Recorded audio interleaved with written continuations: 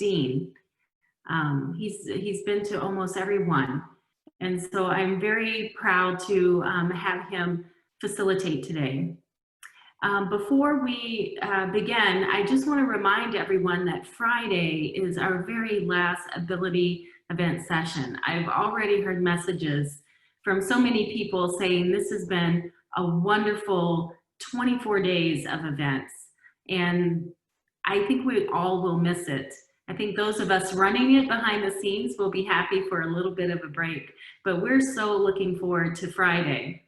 I want to remind everyone, if you would like to host a watch party and be on camera with us on Friday at 4:30, please send an email to rce@stcloudstate.edu.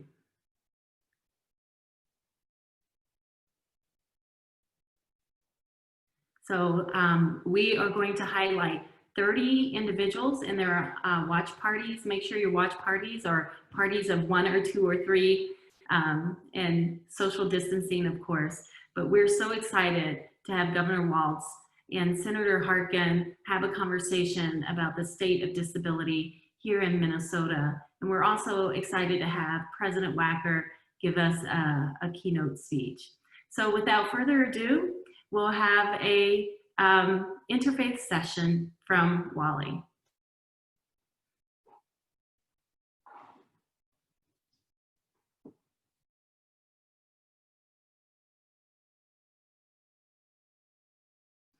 Kathy, we can't hear it. There's no sound.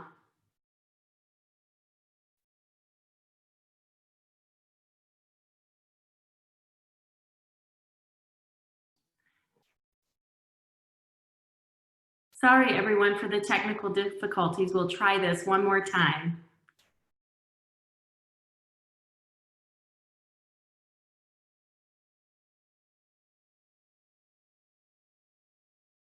I've been asked to be a part of the Abilities program today to discuss something that is new and near and dear to me, and that is my practice of Buddhism. But before we start, I'm going to use some technology here to keep me straight and on time. Set the timer for 20 minutes, please. So, let's get started. It's going to be a very casual, very interesting discussion today, just a talk mainly for me. I am going to stop you because you're going to keep telling me, and one of the things we're doing before when we start is give a little description of what's around. So for all of you who are tuning in, I have a table in front of me, and on this table I have a little fountain of lotus, like lotus flowers kind of just dripping away. I have a little sandbox kind of display with a Buddha and the tree that he would sit under there with a little rake to make patterns and do things. And I have our here at home bell that we use to call ourselves to meditation and to end meditation. And behind me I have just set up a little white kind of barrier type thing to give it a little more look. And I'm wearing, besides just usual casual fare, I have on my what is called a raka suit.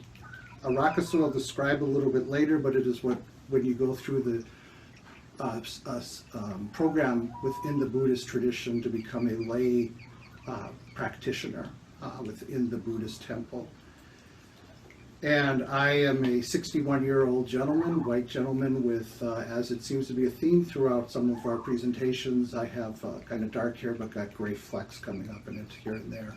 And I'm very proud of them because my grandchildren gave them to me, and I point that out to them anytime I can.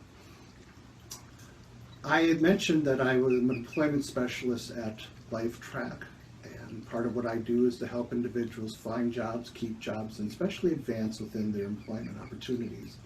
That's not all of who I am. There's a lot about me. Some of you may have heard me speak before and know some of these things, but for a quick little brief summary, what makes me up and what makes me who I am is that, as I mentioned, all those pieces about me, but I'm also married for now 17 years. And we have a dog named Dakota, who is a pride and joy of ours. He's about 11 years old now. We have 2 grandchildren, as I mentioned, and some wonderful sons and daughter-in-laws. And I have also been a 3-time cancer survivor, 2 times with non-Hodgkin small lymphoma, and 1 time with prostate cancer. I live here in St. Paul, Minnesota. Have been up here now for about, 23, almost 24 years.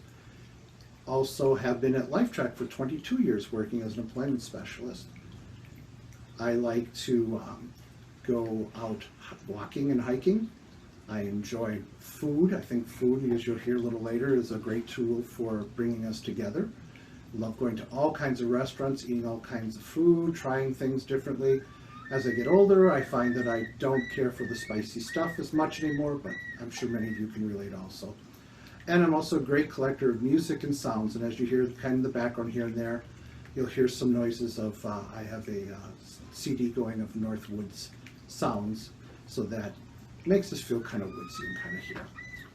So that's a bit about me, but we're doing some reflections here today on the 30th anniversary of the ADA.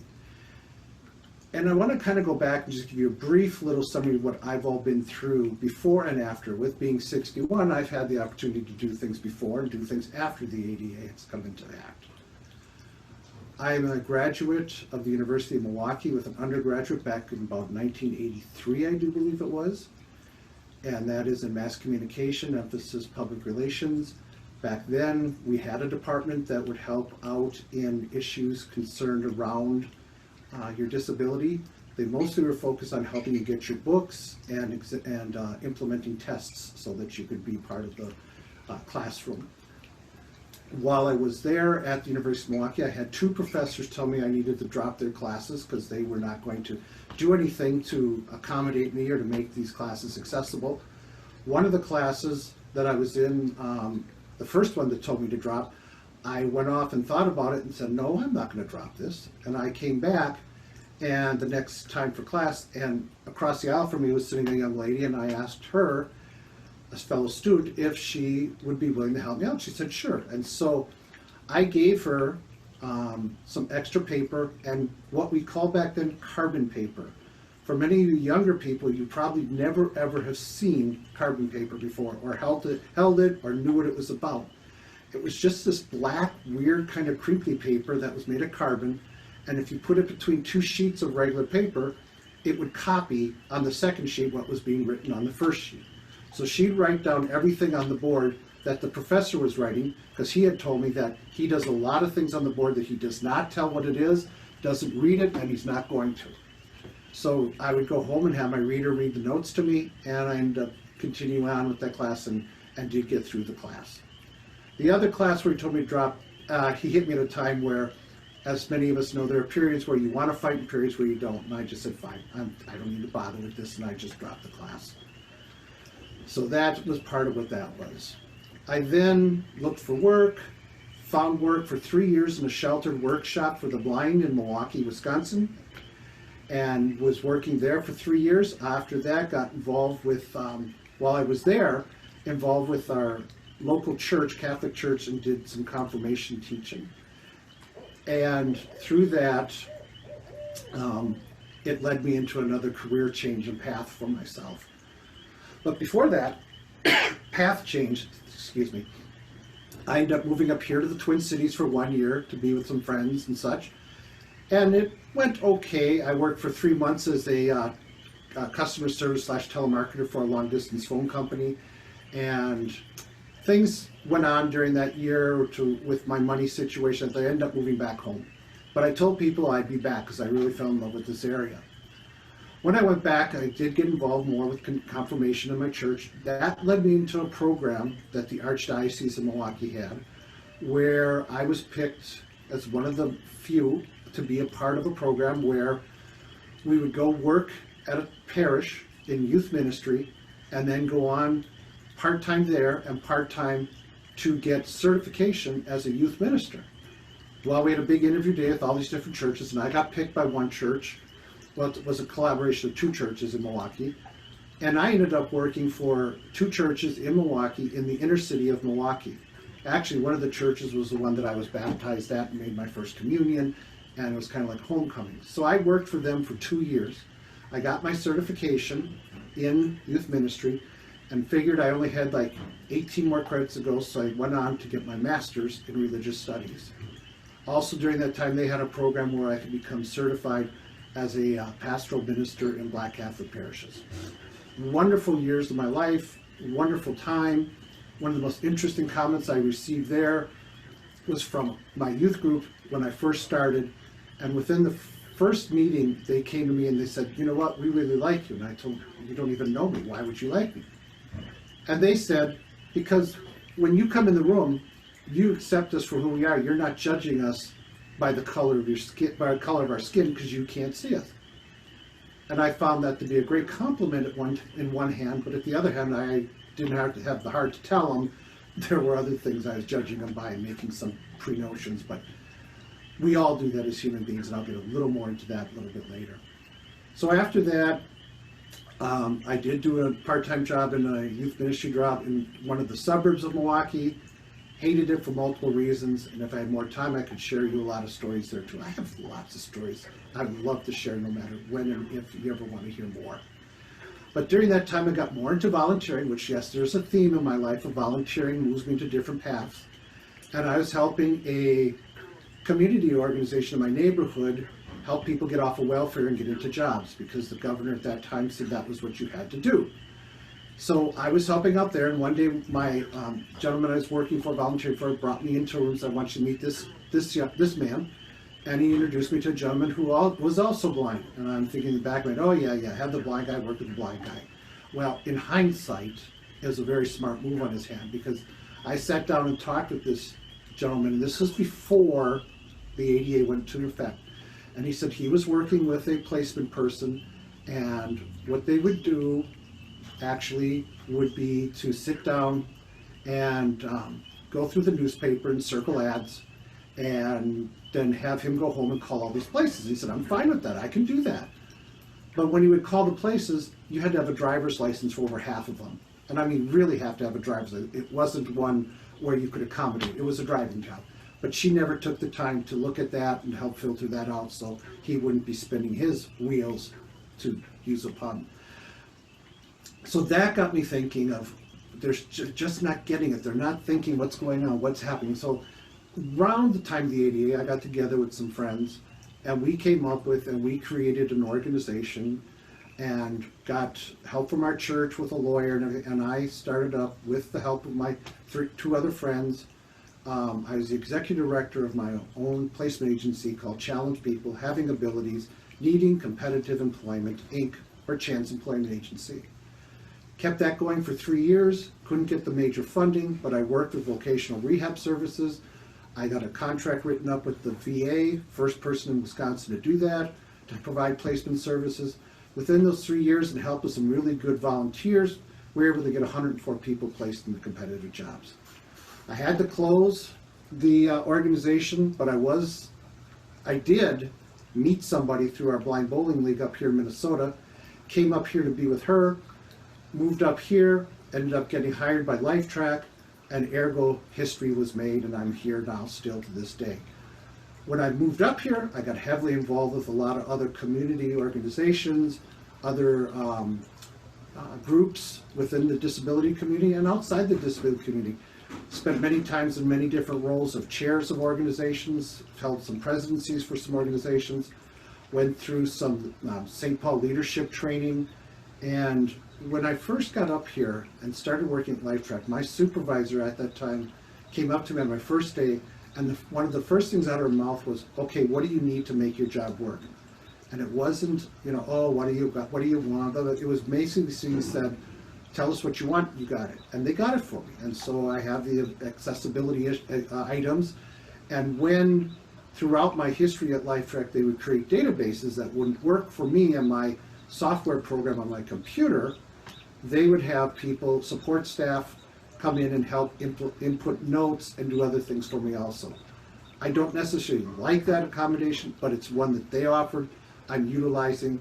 I still would rather be doing it myself, but it's just not feasible or working, and because there still are things that our software on the computer aren't able to do. So that's my work history, and that gives me a lot of experience before and after. And I see things that have worked, and I've seen things that haven't. But one of the things that I have had consistently through my life has been a deep spiritual guidance. As you could tell, I grew up Catholic, and I was very heavily involved with the Catholic Church through the confirmation. In my adult years, I even was an adult server during Masses, and I would help out during the Mass with the priests and other fellow altar servers. I would learn the whole layout. I would not even use a cane or a dog at the time, just learn the whole layout. They would try to be sensible, except sometimes some of the altar servers would move furniture and not tell me, and that could be a great event happening during the Mass. Another time for an Easter service, we were to light candles along the aisles, and they let me do it one of the years, and I almost set a man's leather jacket on fire, so they never let me do that again, which is fine. But we would do all these different things, and I was very much involved. When I was working as a youth minister, I was heavily involved in a lot of pastoral ministry work. Worked the food program, the meal program once a week. I would help out at services by reading things or doing things. I remember one time we were doing a march from one church to the other for Palm Sunday, and I was to read one of the gospel readings on the steps before we got started. And it was a cold day, and I was reading the Braille, and my fingers froze up, and I couldn't feel the Braille anymore. So I winged it, because I know these scriptures. I've heard them all in my life. So I winged the rest of the story, and we're getting ready to start to walk. And I wasn't aware of it at the time, but the bishop was in the audience. And as we get ready to go, I feel his arm come around my shoulders, and he goes, "Wally." And I go, "Yes, Bishop Skilbert." He goes, "That was one of the most interesting interpretations of the gospel I have ever heard." And I, without missing a beat, looked at him and said, "I guess you could say that was the gospel according to Wally." So he tells that story to this day. But one of the things I learned from him was the enjoyment of food. And he's done traveling all over the world. And he said one of the greatest things to do when you go to other countries and you're served their bread, he said, just eat it without anything on it. Just eat the bread plain. So you get the full taste of what was put into that bread, the full labor, work, everything that they did to make that bread. And I've done that ever since. I will say I still maybe put some stuff on my bread, but I try to enjoy my food.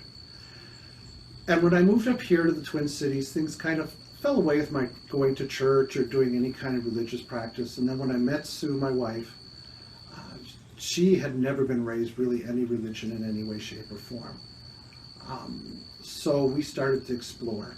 And we had heard about a temple up here called Clouds and Water. We're offering court classes on meditation. And we went a couple times, and then we were invited to join them in one of their Sunday services. And as they always say, ergo, history was made, and there we go. And we went on to that. So now we are practicing members of Clouds and Water. And I do say practicing because I believe we all are still practicing. And we enjoy it. We start every day with some meditation. We're not the greatest at doing it every day, and we're supposed to also be doing it at night, but we also, we don't do that well. We're working on it, as I said, and we sometimes do really well some weeks, and other weeks not so well. But as you all know, it's all a learning process. And why I think I gravitated towards Buddhism and why I still practice and believe in it, I have all the hunger in the world for religions. I want to learn more and more about everybody's practices, everybody's faith, how they do what they do. It's important to me. I really learn a lot and get a lot from. I've had the privilege at work to have many very chatty, open Muslim friends who are very open to sharing me about the faith of their background. I have Jewish friends that I have had throughout my life and have been to Seder's and other events there. One of my best friends in New York asked me to be his best man, and I got to be up front during the whole Jewish wedding ceremony that they went through. and afterwards all the yent is feeding me all the food. Oh, I'm still full from that.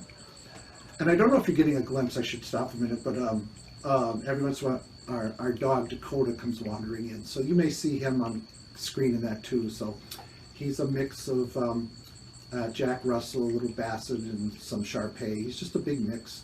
He's a white dog with short little legs, big round barrel body, and a big head with a big snoot because he's always sniffing everything. So he's everybody just falls in love with him. So if you see him, just say hi, Dakota. So we do, and there are mantras that we say, chants that we say. I must tell you that our Buddhist sect is Zen. We are Zen Buddhists out of Japan. There are some from China, and there's one out of Tibet with the Dalai Lama and such, but there's different ways to practice Buddhism. There's different ways to do Buddhism. And I will say, yes, also in the Buddhist world, there are those who still do things that don't quite mesh with what the Buddhist practice and beliefs are. For example, in Myanmar, there's a Buddhist monk who's become basically a rock star. I guess he wears sunglasses and everything. People follow him. And he's basically whipped all the Buddhists in that country up to get them to believe that Muslims are evil, they're disgusting, they need to be chased out of the country, so they're ransacking their villages and chasing them out and persecuting them under a Buddhist flag, which is very disturbing, but you know what, we're human beings, and that's really the whole thing. And it's still, people can be corrupted by power or greed or leadership or whatever. In Buddhism, we do a lot of inner reflecting, and that's really what Buddhism is about. To take the time to introspect, to look into your mind. Buddha was on this planet over 500 years before Christ. And Buddha was a very rich man who gave everything up to go into the world of the poor, of the disheartened, the downtrodden, to learn more, to be open to more, to understand more, to find out the purpose and such, to search for and reach for enlightenment, or nirvana, whatever you wish to call it. And that's what I think we're all trying to do, to find out what's the answer, what's the purpose, what's the reason. And we do that through our faith, whatever we choose to practice. And I'm not here to tell you that mine is better than yours, and I should come to yours or yours to mine. I'm here to tell you this is what I do. And I think we all do parts of each other's throughout. We have precepts we believe in. They're basically 10 commandments or more. Oh, sorry, hang on, let me shut this up. There we go. And so we practice those, and it's all about being mindful of not doing this or not doing that. And for example, one of them is to not kill. And in the Buddhist practice, we know that we kill no matter what we do. We're killing something as we breathe, as we talk. When we take a step, you're killing microbes. You're doing such every day. And it's being mindful of that. And knowing that, yes, it's what we do, and sometimes we need to, or sometimes we don't mean to, but we do it, and we're mindful of that, and just to take a moment to be mindful of that, what is being killed or not, or such. But we do not wish to practice killing, but just by our existing we do. I think how this ties into what we're about this week with the ADA celebration, recollection, is that in Buddhism, we have a very strong underlying belief that everything is connected. Through the energy, the spirit, however you wish to look at it, of the universe. We're all connected, from animals to the trees, to the rocks, to everything that's out there. We're all interwoven and connected. As you know, and I really notice, we spend a lot of time trying to divide, trying to keep us separated in our special groups, in our different ways, and trying to be recognized for who we are. And we all need to be recognized for who we are. The whole Black Lives Matters movement is a long time overdue and well-needed opportunity for all. The ADA was that. The ADA still is that. As we have heard, the ADA was an opportunity where all the disability groups got together and worked together in cooperation, and not being separate in our own little silos, as people like to say. And we need to make sure that we don't do that. We need to work so hard to all be that one. We need to make sure that we all take that opportunity. We need to really work on that we stop separating, stop dividing, and start looking at how can we work together on common causes. We're all human beings in this planet under one great globe. We all exist together. We have different things we like to do, different beliefs and different practices we do. Let's take time to learn those. Let's take time to understand each other more, not hate each other, not pull each other apart, not stand up and say my way is the best or the greatest. Let's really work to get that to be. And I put that out there to anybody who's listening who's not disabled. Take the time to get to know us. Take the time to befriend us. Take the time to understand us.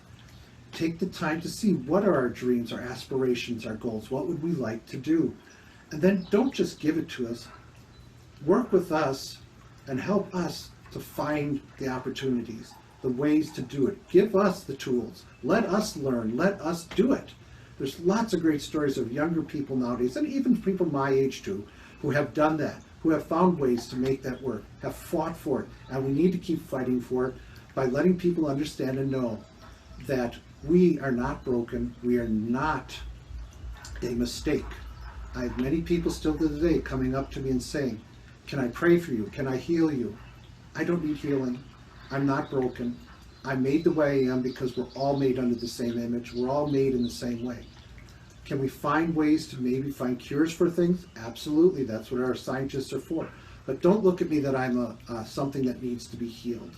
I'm something that needs to be allowed to breathe, be a human being for how I am right now, for who I am right now, not for anything else. Now I want to take a few minutes here just to allow us to have a little example of some meditating time. And you can do prayers, which is basically, in my mind, a lot of the same thing, but more formulated. You can join me in or not if you wish. I just would like to tell you a little bit about the Rakusu here. This Rakusu, I want to go through the ceremony of becoming a layperson in the Buddhist tradition. You had to take, the biggest piece was you hand sewed all of these squares together to make this Rakusu. And for those, it's just looks like a little bit of an apron / bib that is hanging over the front of me. And it has little rectangle squares that we sewed together and made this giant kind of rectangle that's in front of me that we wear as a symbol that we are laity that are working within the Buddhist temple or Buddhist tradition. And on the back, there's a little artwork in my Buddhist name that I received when I went through the ceremony. And my Buddhist name that I received was Ryotatsu. And Ryotatsu means clear understanding, and was given to me by our teacher, our lead teacher. I'm very proud of that name and very honored to have that name. And I'm very honored to have had this time to give you just a brief little bit of an outline and understanding of what Buddhism is. There's a lot more to it and a lot more to understand, as there's a lot more for me to understand of each one of you and who you are and what you practice or don't practice. That's whatever you choose and wish to believe and do. On my phone I have an app showing technology and such, and it's called Insight Timer. And it's what I use to meditate with. And I'm going to have us do a little 5-minute meditation, and I'm not going to use my bell on here today because the phone comes with one. And there's ways to sit, and I can get into all that some other time, and there's ways to do it. You can sit in your chair, be as straight as you can, hold your hands in front of you, in like one hand underneath the other, kind of making a kind of a cup, and hold it down by your belly and right around your waist. And then you sit there and just work on quieting your mind. If you think of something, just pull your mind back in and say no. Just concentrate on your breathing, your in and your out breathing. Just try it and just see if you can quiet yourself and see how that feels. This is not asking for opportunities or asking for any kind of blessings or anything. This is just a time to really quiet yourself, center yourself. So let's give it a little try.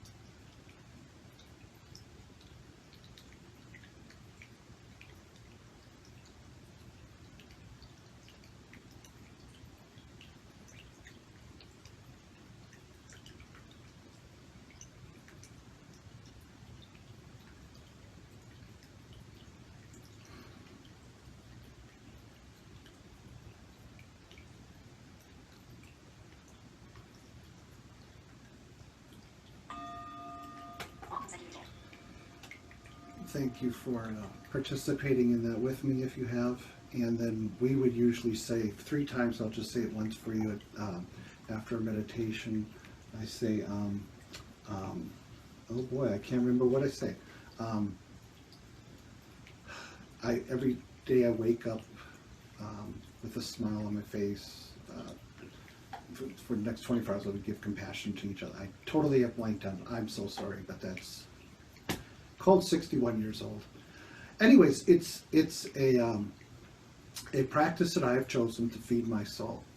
I'd like to encourage all of you to continually to feed your soul, to look for ways to keep growing, to keep working on the advancement of the ADA and what it has been standing for and what it stands for in the future.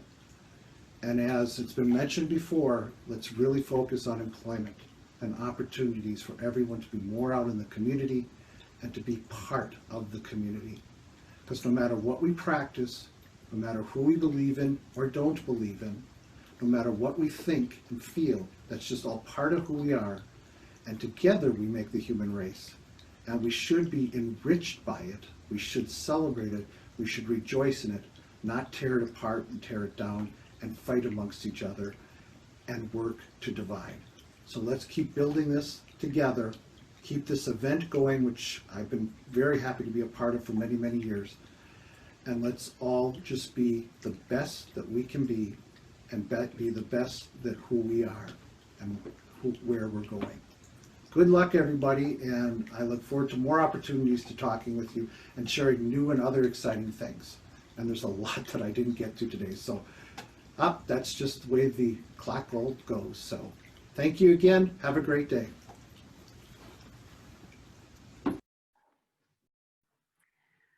Well, that was a wonderful meditation with Wally. And if any of you have questions for Wally, he is here today with us. And I'll ask Wally to go ahead and turn on his camera. We have time for maybe 1 or 2 questions. So Wally, if you could get your camera on and get ready to share. We thank you for this meditation. For those of us whose lives are so busy and we keep going and going every day, that 5 minutes felt really long. And I think but it was only 5 minutes. So we need to be mindful to take time out to just focus and be able to center ourselves. Good morning. Can you unmute your screen for us? Sue, you look beautiful with your Ability Events shirt on. Did you unmute it? I did. Hi. Yes. Hi there. Hi, Hello. Wally. Hi. Good to see you. Good to hear your echo too. Yeah, I know. I'm in this really empty room, so hopefully I've moved my office around all over the house, from the basement to the dining room to the living room, and I still haven't found the perfect place. So I'm hoping I can get this fixed by this week, since classes start tomorrow. Yeah. So I think we do have a question in the Q&A. Okay. And it's actually from Steve Anderson. He said, Wally, it's good to see you again, my friend. And Steve, your whole question did not post. That's just like Steve. So maybe I'll allow Steve to talk and he can just tell us his question. Okay. Hi, Steve. You can turn your mic on and ask your question. I'm sorry, Wally. It's one of those CP things where I hit the return before I finish my question. Been there, done that. Question for you is one Catholic to one, I don't know, former Catholic, or how did your Catholic faith play in or not to your Buddhist faith? And do they still coexist? That's a great question. it's funny because in our temple at Clouds and Water, many of the Buddhist practitioners are recovering Catholics, as we call ourselves, and do come out of the Catholic faith. And one of the things for me is I find not much of a struggle within it, only because Buddha was 500 years before Christ, and there's a lot of talk in the theological realm that during those years when Jesus was 12 and 30, and we have no recollection, he went off and was taught by a lot of the great prophets and scribes and leaders of those times. And so he was taught some of the Buddhist practice and principles. And so I find a lot of what I'm discovering and finding out in my practice of Buddhism really weaves itself through Christianity, through Islam. There's a lot that we have that is so much in common. But as I said towards the end of my talk, we spend so much time just trying to keep apart and separate, and not just even allowing to take that time to discover and understand and just learn about each other, not convert, but learn, and let us all do and be as we want to be. So there's not much that I would find, Steve. It's actually working rather well together. You know, that's really interesting. And your whole talk, this whole series of interfaith reflections has been very interesting and eye-opening. And one common theme that we've heard from people is that regardless of, you know, what religion or what spirituality that they people are, they always find barriers or don't feel fully included in their congregations or their temples or their churches. Could you comment about your experiences in those areas? It's always been a fight for me. It's always not a fight, but it's always been a challenge when I've gone into different churches or into the Buddhist practice. There always have been barriers or roadblocks and lack of some inclusion. One of the ways that I've always dealt with that in my life, and being kind of person I am, is that I just keep pushing it forward and pushing them to make the adaptations. And for most sake, they've been very comfortable in doing it, but they, for many cases, don't think of it, don't know about it. And there have been ups and downs, as there always has been. And I think for me, the two practices that I've been doing, Catholicism and now Buddhism, there always is something I have to work on, but I jump right into it. I was on the board of directors for our Buddhist temple for 3 years it was, while we were moving from building to building, and so had some input on that a bit to make sure it's accessible, and it is as much as it can be. It's pretty much so, and keep working on other ideas and putting in principles, and some of it takes time.